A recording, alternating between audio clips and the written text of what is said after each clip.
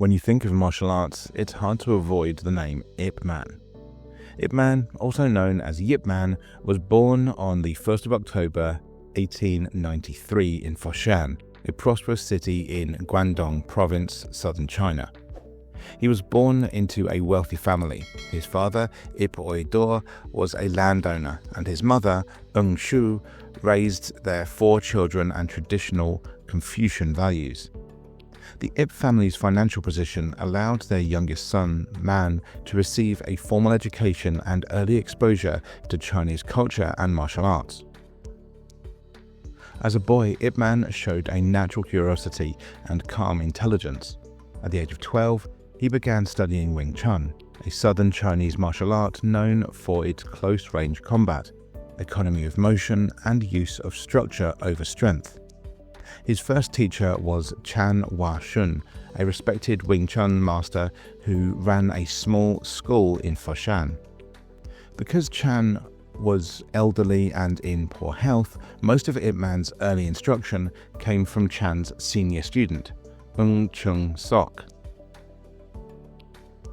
After Chan Wei Shun died in 1906, Yip continued his training with until he was sent to Hong Kong to study at St. Stephen's College, a prestigious secondary school for the children of wealthy Chinese families. There, a chance encounter would change his life. While living in Hong Kong, Yip Man met Lung Bik, the son of Lung Yan, one of the most famous Wing Chun masters of the previous generation. Lung Bik recognized Yip Man's talent and refined his understanding of the art. He taught him the subtler aspects of Wing Chun, relaxing sensitivity and efficiency of motion. This training made Yip Man's Wing Chun distinct from other branches, more fluid, precise, and rooted in timing rather than brute force. Yip returned to Foshan in his mid-20s, already an accomplished martial artist. He joined the police force of the Republic of China and became a detective in the Criminal Investigation Department. During this time, he occasionally taught Wing Chun to colleagues and friends, but he was not yet a professional instructor. In the 1930s, Foshan was a thriving center of martial arts, known for producing masters in Hong Ga, Choi Li Fut, and other styles. Yip Man's Wing Chun stood out for its simplicity and directness. He became known for his humility, discipline, and refusal to boast. Those who knew him said that he rarely displayed his skills publicly, but when he did, his control and precision astonished other martial artists. Everything changed with the outbreak of the Second Sino-Japanese War in 1937, when Japanese forces occupied Foshan. Yip Man refused to cooperate with the occupation authorities. His family's fortune was lost and he lived in poverty, supporting himself through occasional teaching and manual work. Despite the hardship, he continued to practice and refine his art. After the end of the war in 1945, Foshan briefly returned to stability and Yip Man resumed work as a police officer. But when the Chinese Communist Party took control of the mainland in 1949, life changed again. As a member of the nationalist-aligned police, Yip Man was at risk of political persecution. He fled to Hong Kong later that same year, leaving his family behind. In Hong Kong, Yip Man was nearly penniless. At first, he struggled to find work, but in 1950, with the encouragement of friends, he began teaching Wing Chun professionally for the first time.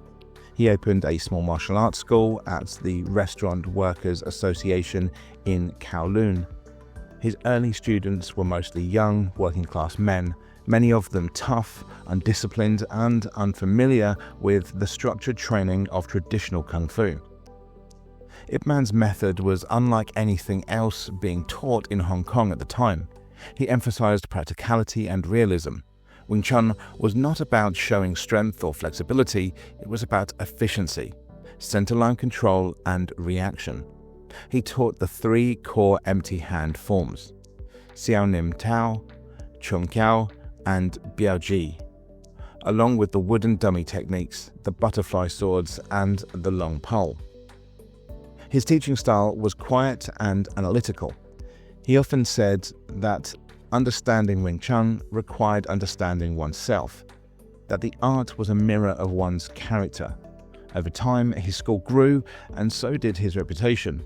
Among his many students, one would go on to make his art world famous: Bruce Lee.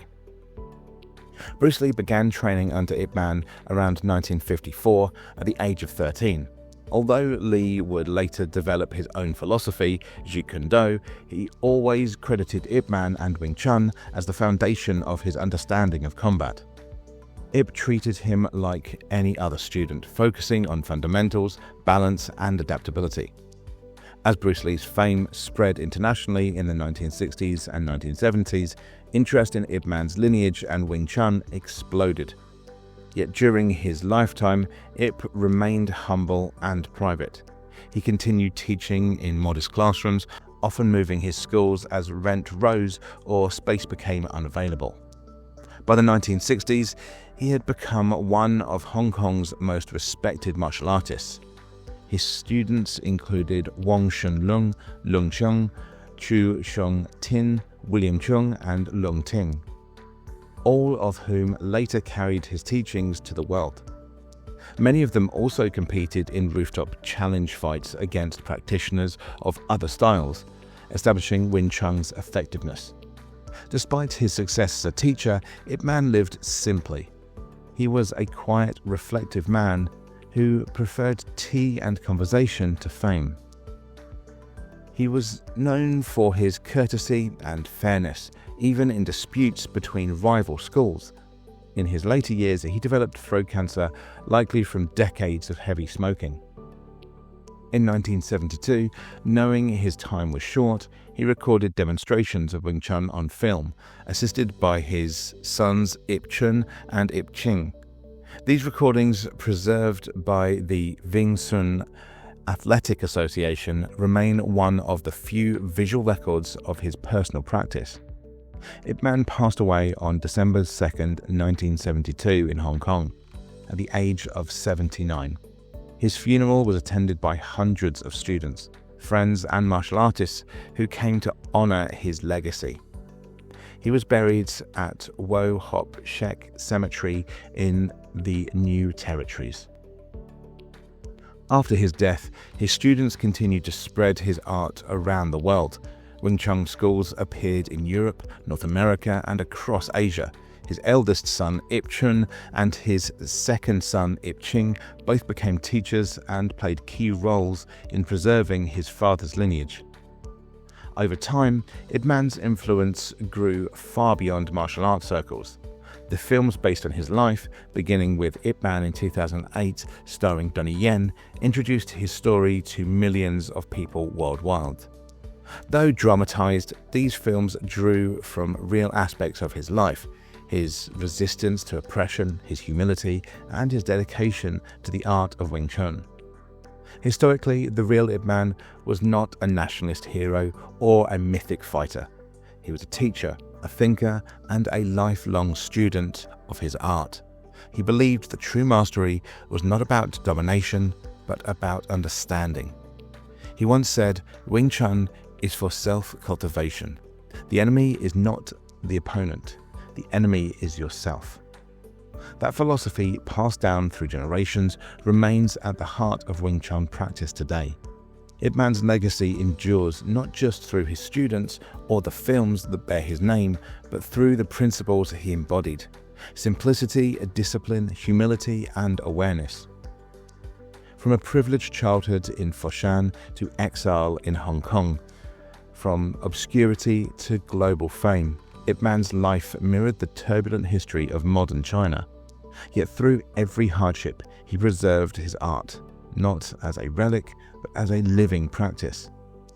Nearly half a century after his death, Yip Man's influence continues to shape martial arts, popular culture, and the philosophy of self-mastery. His Wing Chun remains one of the most practiced and respected systems in the world, carried by those who still follow his example.